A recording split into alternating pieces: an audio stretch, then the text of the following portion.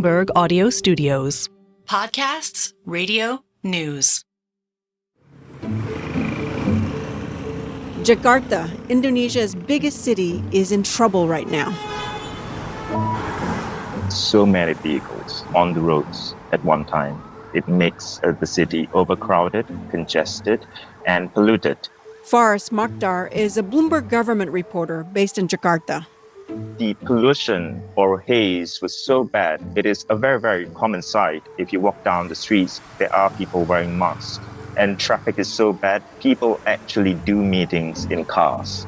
The gridlock costs an estimated $6.5 billion a year in lost productivity for the greater Jakarta area. And on top of that, the city itself is sinking. I think 40% of Jakarta, the capital, is under sea level. And in some parts of northern Jakarta, it's sinking 11 inches a year. Some of the hardest hit areas have already subsided by more than 16 feet. In terms of height, that's like slightly shorter than a two-story apartment, if you can visualize it. Experts say the city only has until 2030 to figure out how to stop the sinking and prevent mass flooding and millions getting displaced. Jakarta is home to more than 10 million people and is the center for the Indonesian government. So what's a country to do when its capital is overwhelmed by explosive growth?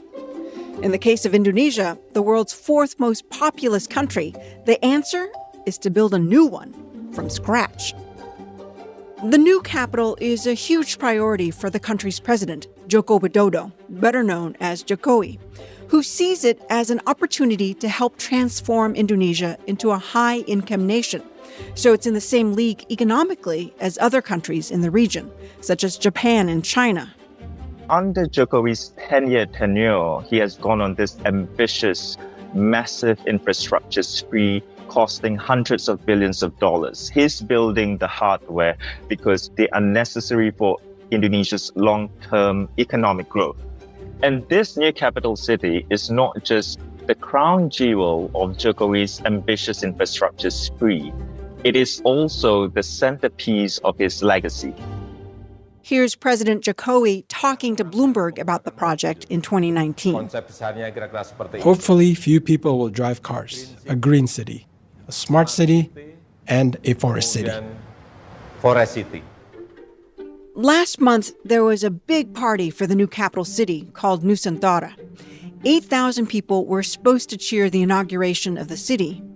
But the inauguration that had been planned didn't happen. In the end, the celebration, which was pegged to the country's Independence Day, was muted. Just 1,300 people attended, against a backdrop of half-completed buildings and construction cranes. And for now, Jakarta remains the official capital. The satellite images that, we acquired, you can look that roads are still being laid out. Workers have said that, during rainy season, it's tough to construct. The land is very muddy. The project really is still at its infancy. Welcome to the Big Take Asia from Bloomberg News. I'm Oanh Ha. Every week, we take you inside some of the world's biggest and most powerful economies and the markets, tycoons, and businesses that drive this ever-shifting region. Today on the show, Indonesia's ambitious project to build a new capital city from the ground up is falling short. And its biggest champion, President Jokowi, is running out of time to attract the investment needed to finish it. What's likely to happen next? And what's at stake if the project fails?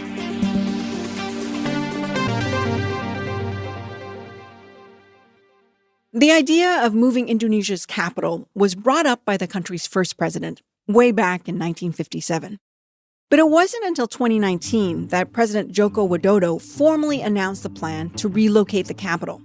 He pitched it as a new green high-tech city that would take pressure off the sinking and congested capital city of Jakarta. Here he is in 2019 talking to Bloomberg editor-in-chief John Mickleswaite about his vision. We are moving the capital to Kalimantan because there are no earthquakes, no floods. We want to have an efficient and effective capital where we can walk, We can ride bikes, we can use public transportation. Hopefully, few people will drive cars.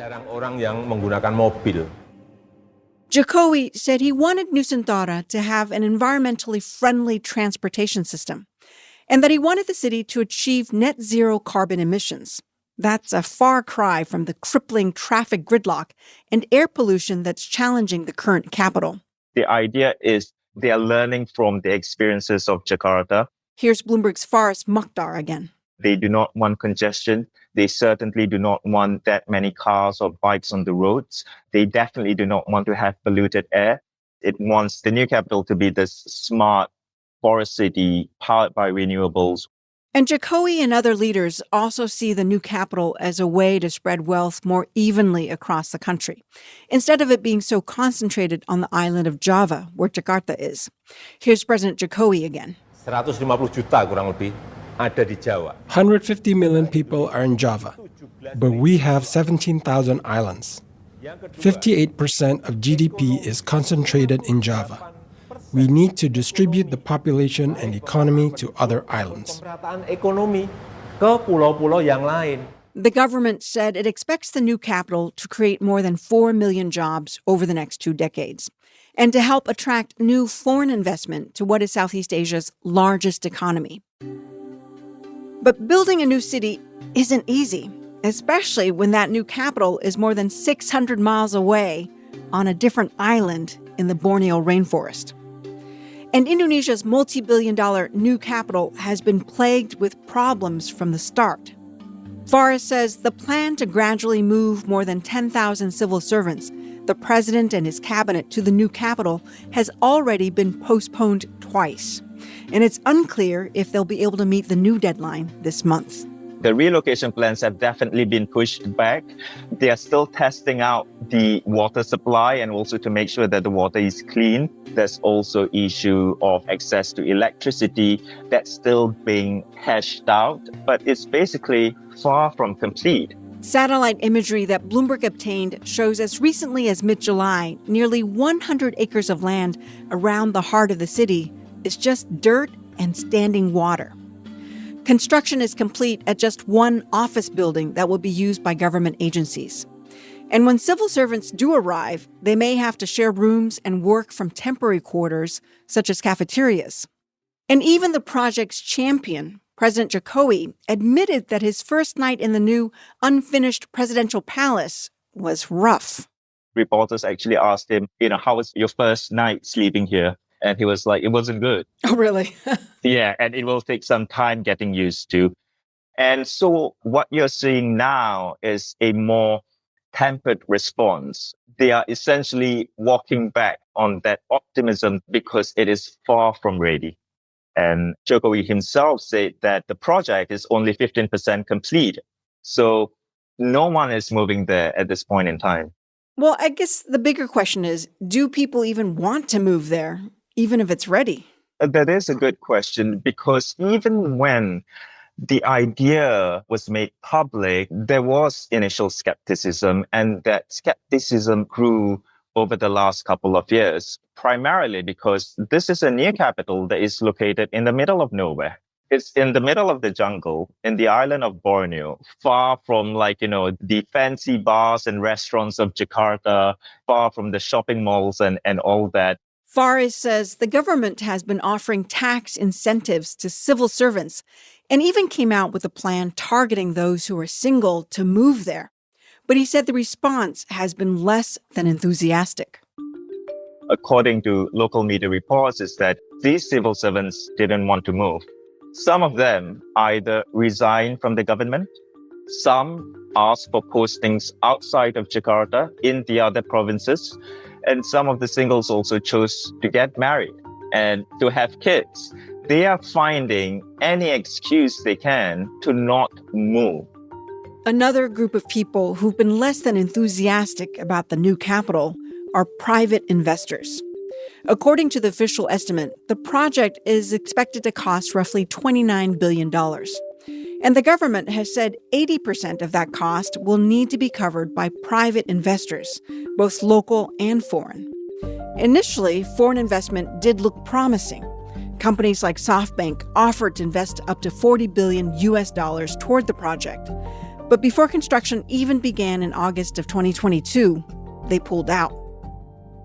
SoftBank declined to comment on its decision. They didn't specify why exactly or gave any clear reasons or explanation, but that sent the signal that, hey, maybe they do not have confidence that Indonesia could pull off this project.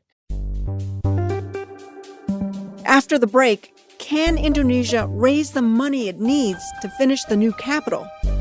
And what will it mean for the country and the rest of the world if it fails?